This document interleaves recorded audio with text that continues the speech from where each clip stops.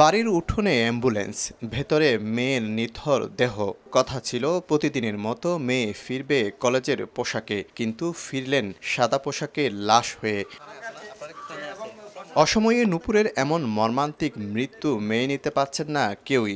ঘাতক টেম্পো চালকের বিচার চান স্বজনরা। আমরা তীব্র নিন্দা প্রতিবাদ জানাচ্ছি টেম্পো চালকের বিরুদ্ধে।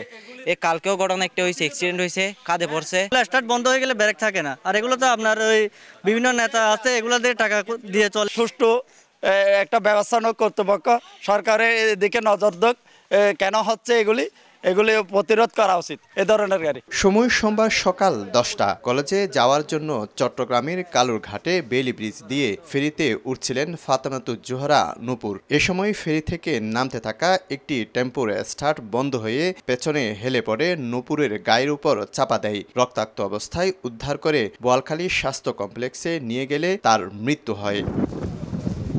ফেরিতে উঠানামার সময় এমন দুর্ঘটনা প্রায় সময় ঘটছে বলে অভিযোগ স্থানীয়দের। টিকটিকিগুলো ওখান থেকে উঠতেছে, মহিলাটা এদিক থেকে নামতেছে ফেরিতে, তখন টিকটিকি এখান থেকে হঠাৎ কি ব্রেক বন্ধ হয়ে গেছে।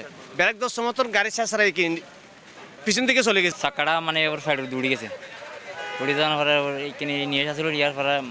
টেম্পুটি জব্দের পাশাপাশি চালককে আটক করেছে পুলিশ। বোয়ালখালী উপজেলার গধুরকিল এলাকার বাসিন্দা নূপুর নগরীর বাখলিয়া কলেজের প্রথম বর্ষের শিক্ষার্থী। শফিকুল আলম, সময় সংবাদ, চট্টগ্রাম।